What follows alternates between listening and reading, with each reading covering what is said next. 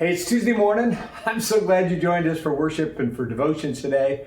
This is a great way to start the day. Again, thank you. It's great to have you. And what we always do is we sing. And I've been encouraging people to sing. We're learning the songs more. I think our worship team loves the fact that we're all learning these songs more and singing along. So let's sing along as we start this day.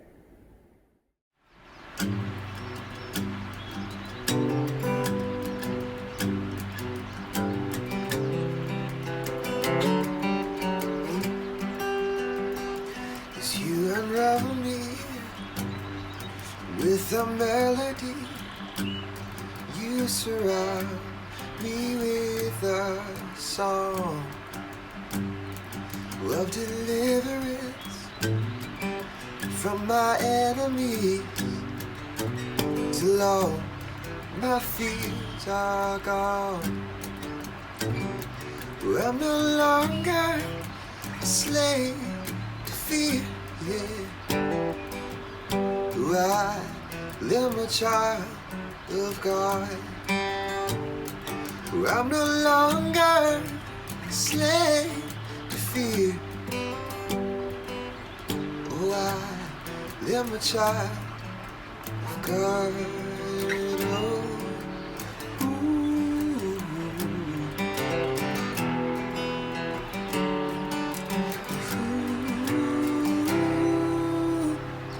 From my mother's womb, you have chosen me. Love has called my name, and I've been born again to your family. Your blood flows through my veins. I'm no longer a slave to fear. I'm a child of God. I'm no longer a slave to fear. I am a child of God. And I'm no longer a slave to fear. I am a child of God. I'm no longer a slave to fear. I am a child of God.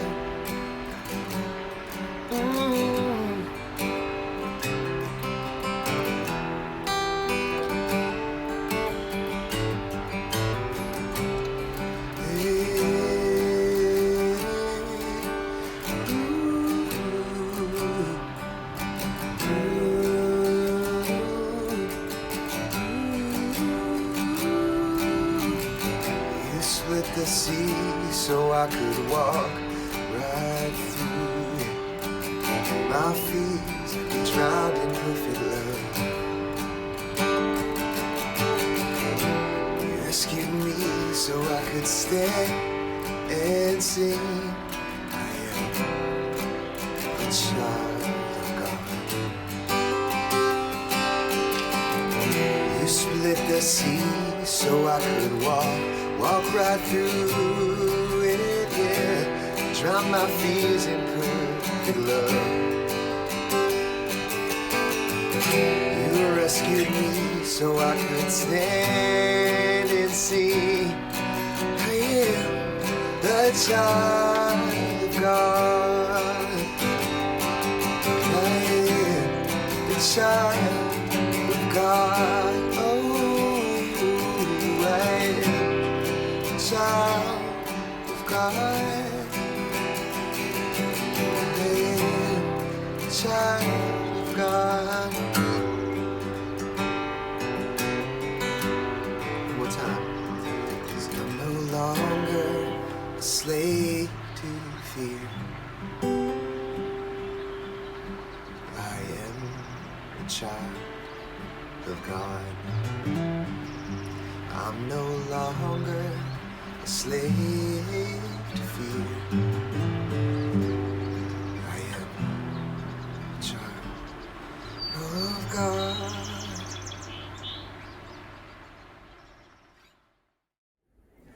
Again, thank you for joining us. Man, this is an awesome day. Tuesday is a great day. It's the beginning of the week. We've got lots to do, and I'm excited. And I really encourage you, if you haven't done this yet, film a God Can video. All of us have a story to share. And during this time, it's so important for us to focus on all that God can do and all that God is doing in our midst right now, in our lives. He's still active. He still does amazing stuff. Share your God Can video. If you can, you can go to the website and figure out how to do that, or there's probably a link that will come on right now, and you can share that. Well, today I picked a passage from the One Year Bible, reading every day, One Year Bible. It's what we do. And it's my personal devotions. And this is the most famous of all. We have so many people have this up on their wall. It's one that we all know. It's found in Joshua 24.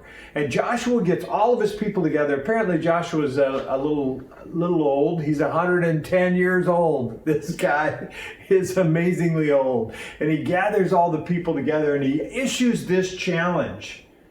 And he says to this group of people, and this was kind of cool. Audrey and I got to go to this place where this took place. He built a stone altar there. They read all the blessings and the curses at this spot. It's at a spot in Israel called Nablus now. It's a Palestinian stronghold, and most people can't get in there. And Audrey and I hired a Palestinian taxi to take us to this very spot. Very steep canyon, and Joshua's standing down in the bottom of the canyon. He's reading this to a group of Israelites on one side and a group of Israelites on the other side. And this is what he says. So fear the Lord, serve him wholeheartedly. Put away forever your idols and that your ancestors worshiped when they lived beyond the Euphrates River and in Egypt. Serve the Lord alone. This is such a great start. It's the first commandment. It's like there can't be any other God. You have to start by putting away your idols. If you're wondering what it means to love God, if you're wondering what it means to be a Christian, it means that you put God first in your life in every aspect of your life. And I think about this.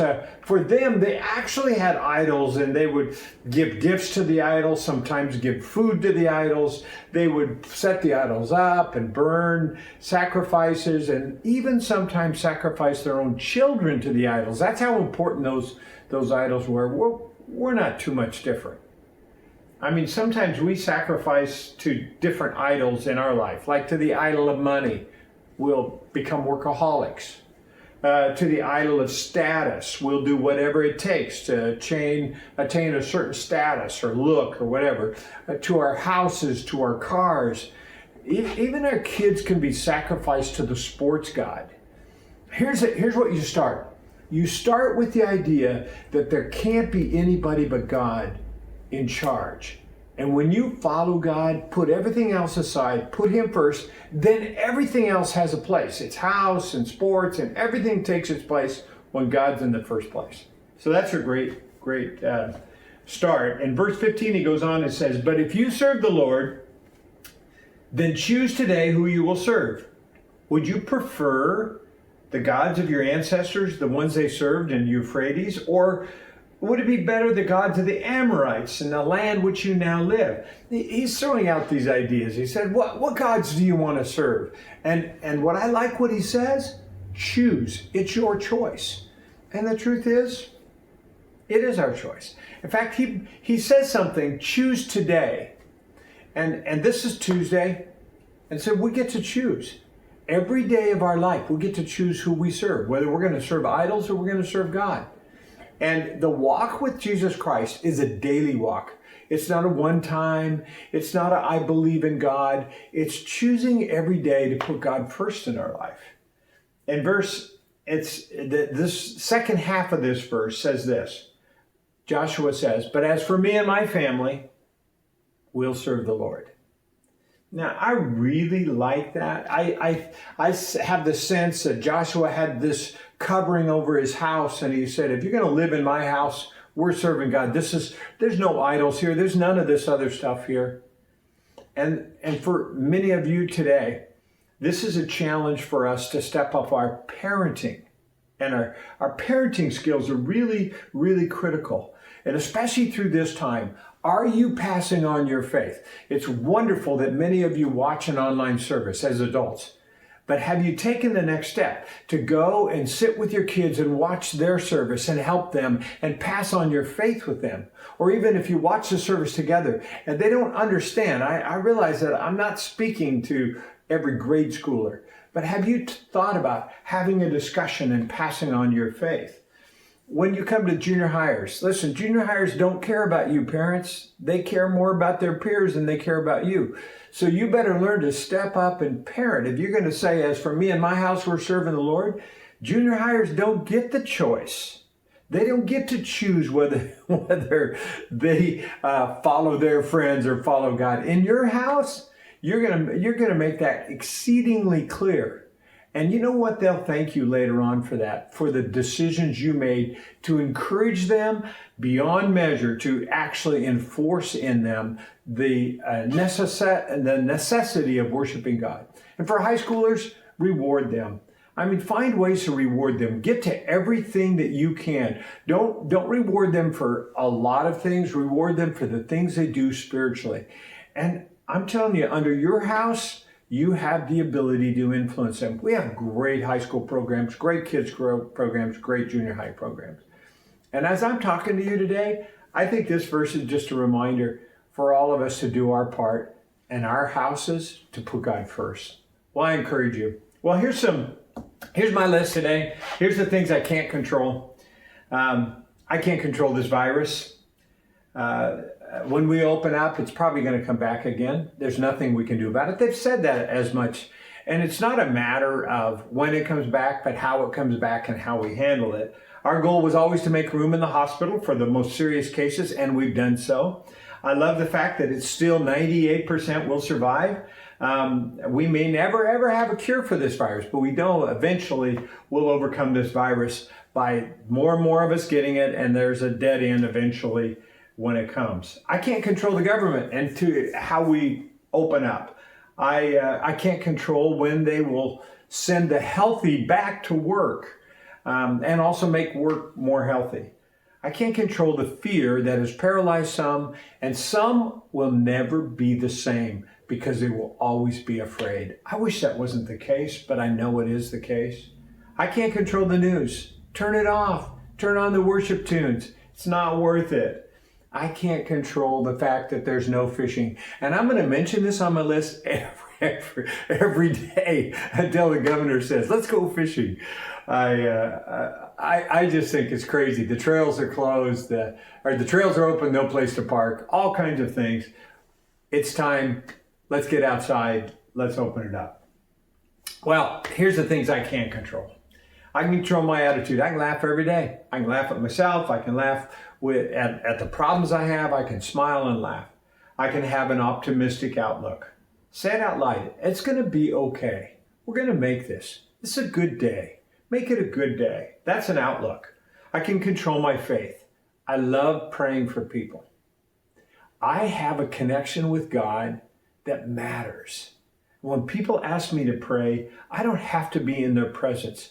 God is in their presence, and He can help them. I love my faith, and I can control that. I can control my fear. And how do you do that? By focusing on today. Not what will happen tomorrow, not this summer, not anything. But today, I'll do what I need to do today.